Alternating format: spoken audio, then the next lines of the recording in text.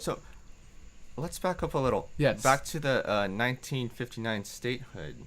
Mhm. So why was that vote on statehood? You mentioned 90% Yes. voted in favor of statehood, right? Right, So, right. but what was the problem with that? Okay. The procedure is called self-determination, meaning that the self is very important. Who is the self in self-determination?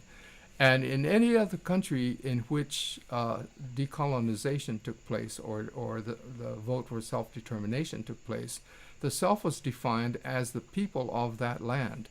That is, the people who were tied culturally, politically, nationally to that land.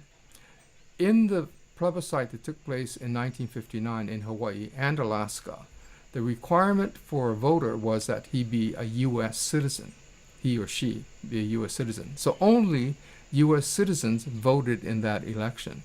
Nobody identified themselves as a national of the Hawaiian Kingdom or a national even of the Hawaiian Islands.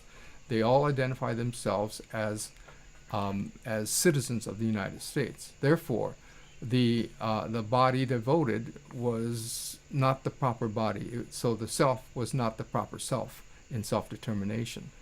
The second thing was that only one item was on the ballot, and that item was basically the question was, do you approve Hawaii to become the 50th state of the United States?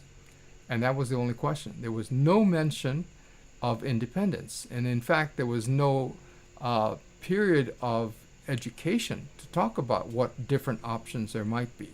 So this vote was sprung on the Hawaiian people.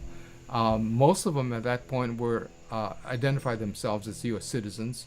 So everybody voted in favor as a U.S. citizen for that one vote, for that one question. I mean, there were a few people who didn't vote for that question. They decided they didn't want to be part of the United States, but the overwhelming majority did vote positive on that one question.